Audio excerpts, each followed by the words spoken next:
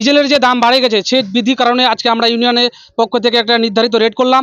চাষের রোটারভেটার হচ্ছে 1200 টাকা, চাষের রোটারভেটার ডাঙ্গা বিঘা প্রতি হচ্ছে 400 টাকা বিঘা, কালটি হচ্ছে তোমার 250 টাকা বিঘা দু চাষে। আর সরষা মারা 500 টাকা, দুই চাষে 500 টাকা। দু চাষে 500 টাকা সরষা মারা, কালটি দু চাষে 500 টাকা। আর সরষা মারা হচ্ছে 15 কেজি ধামা এক ধামা, এবং ধান হচ্ছে 1.5 ধামা, 20 ধামায় 1.5 ধামা, এবং ভুট্টা মারা 20 ধামায় 1 ধামা। এটাই আমাদের রেটে নির্ধারিত করা হলো। নতুন করে ট্রাক্টর কমিটি করছেন আপনারা? কমিটি করতেছি। হ্যাঁ, আচ্ছা, কি নাম দিয়েছেন সংগঠনের ট্রাক্টর ইউনিয়ন কমিটি। এটা কোন কোন এরিয়া নিয়ে আপনারা আজকে কমিটি গঠন 8 করলেন? নম্বর অঞ্চল এবং 9 নম্বর অঞ্চল কমিটি গঠন করা হলো। 10 নম্বরে কিছু 10 নম্বরের মধ্যে ট্রাক্টর আছে।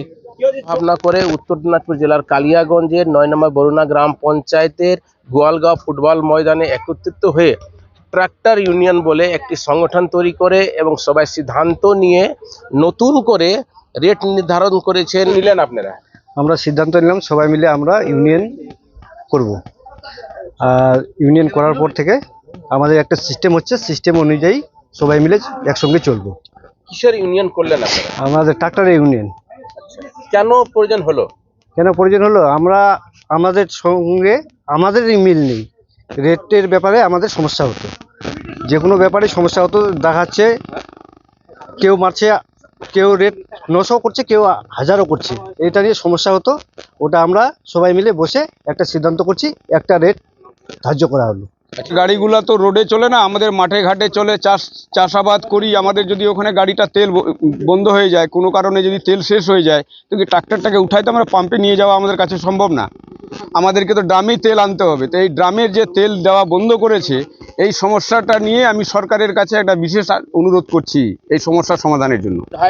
সংসদকে জানাবেন, প্রশাসনিক আধিকারিক যদি না শুনে তো আমাদের উপর মহলে যাইতে হবে, বিধায়ক, সাংসদ, এমনকি মুখ্যমন্ত্রীর কাছেও আমাদের পিটিশন দিতে হবে, যাতে চাষের জমি ট্রাক্টর বা জিসিবি এইসব জিনিসগুলো যেখানে, এগুলো তো মাঠে ঘাটে চলে, এগুলো তো রোডে চলে না যে 2 কিলোমিটার পরে পাম্প আছে আমরা তেল নিয়ে নিব। আমাদের যদি মাঠে গাড়িটা বন্ধ হয়, হাওয়া খায় যায় চাষ করতে করতে, তো আমাকে ট্রাক্টরটা কি তুলে আমরা পাম্পে নিয়ে যাব? আমাদেরকে তো সেই ড্রামেই তেল আনতে হবে, তাই না? অবশ্যই এটাই তো হতো আগে, এটাই হতো, তো এটাই তো নিয়ম। কবে থেকে নতুন নিয়ম করছে পেট্রোল পাম্পগুলোতে? এই 2 দিন ধরে আমরা শুনতে পাচ্ছি এই জিনিসটা। এখন 2 দিন কি 1 সপ্তাহ হলো এই নিয়মটা আমরা শুনতে পাচ্ছি। তাতে সমস্যা হচ্ছে? সমস্যা, বিরাট সমস্যা। আজকেই সমস্যা হয়েছে, ড্রামে তেল না দেওয়াতে আমাদের আজকেই সমস্যা হচ্ছে। আপনারা ট্রাক্টরের হচ্ছে, চাষের হচ্ছে রেট বাড়িয়েছেন, কেন বাড়াতে হলো আপনাদের?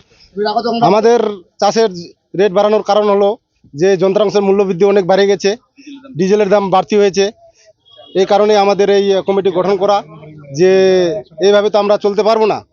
তার মধ্যে তেলের সমস্যা দেখা দিচ্ছে, যে ড্রামে তেল দিচ্ছে না, গাড়ি নিয়ে যেতে হচ্ছে। এবার মাঠে আছে গাড়ি, কিভাবে নিয়ে যাব? গাড়ি হাওয়া খায় নিচে, কিভাবে ওই গাড়িটাকে আমি নিয়ে যাব? এটার কারণে আমাদের এই সংগঠন তৈরি করা।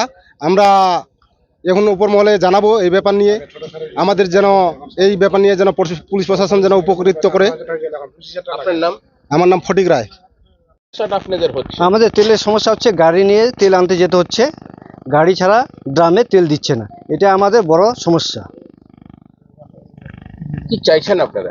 আমরা চাইছি আমাদের যেন ড্রামে করে তেল দেয়, তেল দিলে আমাদের খুবই ভালো হয়।